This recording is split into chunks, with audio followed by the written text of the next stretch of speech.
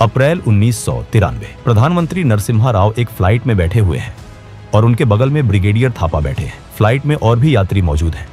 Flight को hijack कर लिया गया था और हाईजैकर कॉकपिट के दरवाजे के बाहर खड़ा है। अचानक फ्रंट डोर से कमांडोज अंदर घुसे। हाईजैकर को इसकी भनक भी नहीं लगी। उस वक्त वो कॉकपिट के अंदर जाने के लिए दरवाजा खोलने जा रहा था। तभी पीछे से एक कमांडो ने आकर उसकी बाजुओं और गले को पकड़कर उसे जकड़ लिया और घुमा दिया। उसी पल दूसरा कमांडो आगे आता है और हाईजैकर के माथे पर बंदूक तान देता है। ये देखकर प्रधानमंत्री हैरान रह गए। ये था ऑपरेशन अश्वमेध। 24 अप्रैल 1993। ये वो समय था जब भारत एक बहुत ही नाजुक दौर से गुजर रहा था। अभी बमुश्किल 6 हफ्ते ही हुए थे जब 12 मार्च 1993 को मुंबई में सीरियल बम धमाके हुए थे। उन धमाकों ने पूरे देश को हिलाकर रख दिया था। सुरक्षा एजेंसियां, चाहे वो आईबी हो या रॉ, सब हाई अलर्ट पर थीं। पंजाब में आतंकवाद अपनी आखिरी सांसें गिन रहा था, लेकिन कश्मीर में हालात बिगड़ रहे थे। दिल्ली का इंदिरा गांधी इंटरनेशनल एयरपोर्ट। दोपहर का समय था। एक आदमी व्हील चेयर पर बैठकर एयरपोर्ट पहुंचता है। उसके एक पैर पर प्लास्टर चढ़ा हुआ था। 2 लोग उसे वहां ड्रॉप करते हैं और चले जाते हैं। इसके बाद एयरपोर्ट का स्टाफ उसे अटेंड करता है और प्लेन के अंदर तक छोड़ आता है। इंडियन एयरलाइंस फ्लाइट IC427 उड़ान भरने के लिए तैयार थी। ये विमान एक बोइंग 737-200 था। इस फ्लाइट में कुल 141 लोग सवार थे। इनमें 135 यात्री थे और 6 क्रू मेंबर्स। यात्रियों में बच्चे, बूढ़े और पर्यटक शामिल थे जो कश्मीर की वादियों में छुट्टियां मनाने जा रहे थे। उन्हें क्या पता था कि अगले कुछ घंटे उनकी जिंदगी के सबसे खौफनाक घंटे बनने वाले हैं। दोपहर के 1:57 पर फ्लाइट ने दिल्ली से श्रीनगर के लिए उड़ान भरी। सब कुछ सामान्य था। एयर होस्टेस खाना सर्व कर रही थी। लोग आपस में बातें कर रहे थे। करीब 45 मिनट तक सब कुछ ठीक चला, लेकिन प्लेन के अंदर वो व्हील चेयर वाला शख्स सामान्य नहीं था। उसका नाम था मोहम्मद यूसुफ शाह। वो हिजबुल मुजाहिदीन का एक आतंकवादी था। 90 के दशक में एयरपोर्ट की सिक्योरिटी आज जैसी सख्त नहीं थी। मेटल डिटेक्टर तो थे, लेकिन विकलांगों या घायलों की चेकिंग में थोड़ी नरमी बरती जाती थी। इसी का फायदा उठाकर उसने उस प्लास्टर के अंदर 2 9 मिलीमीटर की पिस्तौल और एक हैंड ग्रेनेड छिपा रखा था। प्लेन में चढ़ते ही यूसुफ बड़ी चालाकी से एक चाल चलता है।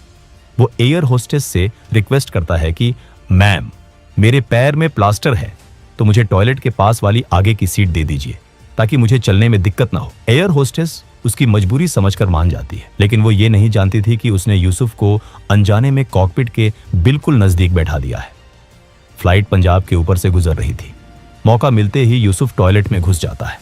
दरवाजा बंद करते ही वो अपने पैर पर लगा प्लास्टर निकालना शुरू करता है और फिर उस प्लास्टर के अंदर से 2 पिस्तौल और एक हैंड ग्रेनेड बाहर निकालता है। फिर बाहर आकर उसने जोर से चिल्लाकर कहा, यह प्लेन हाईजैक हो चुका है। उसने खुद को सैयद सलाउद्दीन बताया। अपना रुतबा बढ़ाने के लिए उसने हिजबुल के चीफ का नाम इस्तेमाल किया। वो कॉकपिट की तरफ बढ़ा और पायलट BN रेड्डी के सिर पर बंदूक तान दी। उसकी डिमांड साफ थी, प्लेन को अफगानिस्तान के काबुल ले चलो। कैप्टन रेड्डी ने बहुत समझदारी से काम लिया।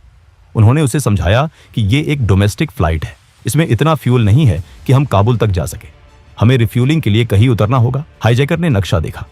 सबसे नजदीकी और दोस्त मुल्क उसे पाकिस्तान लगा। उसने हुक्म दिया, लाहौर चलो। जैसे ही प्लेन ने लाहौर की तरफ रुख किया, एक बहुत ही दिलचस्प डिप्लोमेटिक गेम शुरू हुआ। पायलट ने लाहौर एयर ट्रैफिक कंट्रोल से संपर्क किया और लैंडिंग की इजाजत मांगी, लेकिन पाकिस्तान ने साफ मना कर दिया।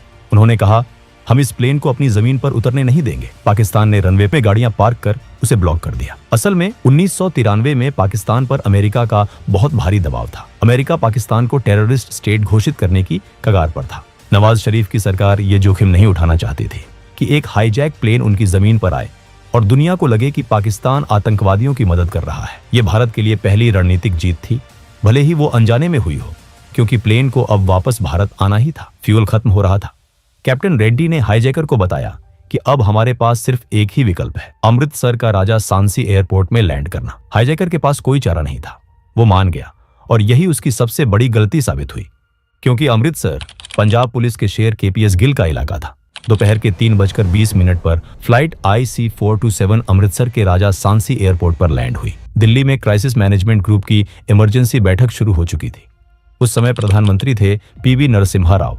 दिल्ली से अमृतसर को साफ निर्देश मिल गए, ये प्लेन अब यहां से उड़ना नहीं चाहिए, इसे किसी भी कीमत पर रोका जाए। शुरुआत में स्थानीय पुलिस और कलेक्टर ने हाईजैकर से बात की। उनकी रणनीति थी, बातों में उलझाओ और समय बर्बाद करो। वो बार बार एक ही बात को घुमा फिरा कर कहते रहे। हाईजैकर ने कहा, मुझे फ्यूल चाहिए। नेगोशिएटर ने कहा, हाँ फ्यूल आ रहा है, लेकिन ड्राइवर नहीं मिल रहा। फिर कहा, ड्राइवर आ गया है पर चाबी नहीं मिल रही। इन बहानों से हाईजैकर का गुस्सा बढ़ने लगा। अपनी गंभीरता दिखाने के लिए उसने शाम को एक फायर भी किया। गोली प्लेन की बॉडी को चीरती हुई बाहर निकली। इससे यह कंफर्म हो गया कि उसके पास असली हथियार हैं और वो उसे चलाने से हिचकिचाएगा नहीं। शाम के 6 बजे के करीब सीन में एंट्री होती है पंजाब पुलिस के डीजीपी केपीएस गिल की। गिल साहब का कद और रुतबा ही ऐसा था कि उनके आने से ही माहौल बदल गया। उन्होंने आते ही कमान संभाल ली। गिल की थ्योरी अलग थी। वो हाईजैकर से रिक्वेस्ट नहीं कर रहे थे, वो उस पर हावी हो रहे थे। जब हाईजैकर ने रेडियो पर चिल्लाया तो गिल ने उसे डांट दिया। उन्होंने उसे ये एहसास दिलाया कि इस एयरपोर्ट पर हुक्म उसका नहीं बल्कि गिल का चलता है। गिल उसे थका रहे थे। वो चाहते थे कि हाईजैकर इतना थक जाए और चिढ़ जाए कि उसकी सोचने समझने की शक्ति कम हो जाए। गिल ने जब हाईजैकर से बातचीत की और पूछा, तुम्हारी मांग क्या है, तो सामने से जवाब आया, मेरी अभी कोई मांग नहीं है, बस फ्लाइट में फ्यूल भरवा दीजिए, मुझे काबुल जाना है। काबुल पहुंचकर ही मैं अपनी असली मांग बताऊंगा। इसी बीच दिल्ली से भारत का सबसे घातक हथियार अमृतसर के लिए रवाना हो चुका था। एनएसजी यानी नेशनल सिक्योरिटी गार्ड, इन्हें हम ब्लैक कैट्स भी कहते हैं। एनएसजी के अंदर एक खास यूनिट होती है 52 SAG यानी स्पेशल एक्शन ग्रुप। ये यूनिट सिर्फ और सिर्फ हाईजैकिंग जैसी स्थितियों से निपटने के लिए बनी है। इस ग्रुप के कमांडोज को हवाई जहाज के चप्पे चप्पे की जानकारी होती है। एनएसजी की टीम, जिसका नेतृत्व ब्रिगेडियर CB थापा कर रहे थे, एक विशेष विमान से आदमपुर और फिर वहां से हेलीकॉप्टर के जरिए अमृतसर पहुंची। शाम के 5 बजे एयरपोर्ट पर पहुंचते ही ब्रिगेडियर थापा और KPS गिल ने मिलकर प्लान बनाया। ब्रिगेडियर थापा ने देखा कि पंजाब पुलिस की गाड़ियों ने प्लेन को चारों तरफ से घेर रखा था, इसलिए उन्होंने सबसे पहले KPS गिल से कहा कि इन गाड़ियों को वहां से हटाया जाए, क्योंकि अगर हाईजैकर घबरा जाता तो कोई बड़ा नुकसान हो सकता था। उन्होंने तय किया कि वो ऑपरेशन रात को किया जाएगा और एक साथ कई दरवाजों से प्लेन में घुसेंगे ताकि हाईजैकर को संभालने का मौका ही ना मिले। पर प्रॉब्लम ये थी कि एनएसजी को अंदर कितने हाईजैकर्स हैं, इसकी सही जानकारी नहीं थी। किसी को भी ठीक ठीक अंदाजा नहीं था। स्नाइपर्स से देखने पर सिर्फ 2 आदमी ही दिखाई दे रहे थे, एक कॉकपिट में और दूसरा प्लेन के टेल एरिया में, जो लगातार इधर उधर आ जा रहे थे। तो एनएसजी ने अनुमान लगाया कि सिर्फ 2 हाईजैकर्स हैं। शाम के 7 बज चुके थे। तब हाईजैकर ने कहा कि मुझे पता है तुम जानबूझकर समय खींच रहे हो ताकि दिल्ली से कमांडर आ सके, लेकिन KPS गिल ने उसे अपनी बातों में उलझाए रखा। वे लगातार कोई ना कोई बहाना बनाकर समय खींचते रहे। इस बीच एनएसजी के कमांडो प्लेन के नीचे जाकर अपनी पोजीशन ले चुके थे। रात करीब 10 बजे KPS गिल ने हाईजैकर्स से रिक्वेस्ट किया कि यात्री काफी देर से भूखे प्यासे हैं, कम से कम उन्हें पानी ही दे दिया जाए। इस पर हाईजैकर ने कहा, मरने दो इन्हें, कश्मीर में तो हजारों लोग मर रहे हैं, उसकी तो तुम्हें कोई चिंता नहीं है। समय बीतता गया। रात के 12 बजे ब्रिगेडियर थापा को प्रधानमंत्री नरसिम्हा राव का फोन आया। प्रधानमंत्री ने पूछा, कर्नल साहब, क्या आप पूरी तरह से सुनिश्चित हैं कि दरवाजा खोलकर प्लेन के अंदर जा सकते हैं? ब्रिगेडियर थापा ने जवाब दिया, जी सर, प्लेन में 7 एंट्री पॉइंट है, अगर हम 5 से भी अंदर घुस गए तो हाईजैकर को मार गिराएंगे। प्रधानमंत्री ने फिर पूछा, क्या आप ये गारंटी दे सकते हैं कि कोई भी यात्री मारा नहीं जाएगा?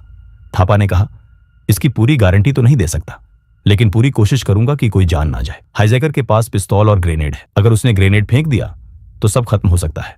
प्रधानमंत्री ने कहा, ठीक है, और फोन रख दिया। इसके बाद करीब 12:30 पर KPS गिल ने थापा को बताया कि क्राइसिस मैनेजमेंट ग्रुप ने एनएसजी को ऑपरेशन की मंजूरी दे दी है। ये सुनते ही थापा बेहद खुश हो गए, क्योंकि अब एक्शन का समय आ चुका था। अभी तक एनएसजी को यही जानकारी थी कि अंदर सिर्फ 2 हाईजैकर हैं, लेकिन तभी स्नाइपर से एक और अपडेट मिला कि आगे वाला हाईजैकर पिस्तौल लिए हुए है, जबकि पीछे वाले के पास कोई हथियार नहीं है।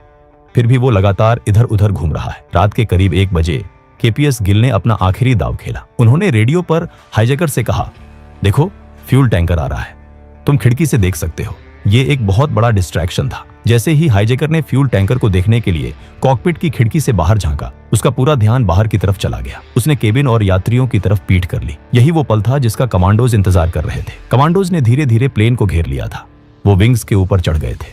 उन्होंने सीढ़ियां लगा ली थी। अचानक एक साथ प्लेन के सभी दरवाजे खुले। कमांडोज विंग्स के ऊपर वाले एग्जिट से अंदर कूदे। इससे वो सीधे यात्रियों के बीच पहुंच गए और उन्हें एक सुरक्षा घेरा दे दिया। पीछे की तरफ जब कमांडो पहुंचे तो जो आदमी इधर उधर घूम रहा था वो तुरंत अपनी सीट पर बैठ गया। उसके पास कोई हथियार नहीं था।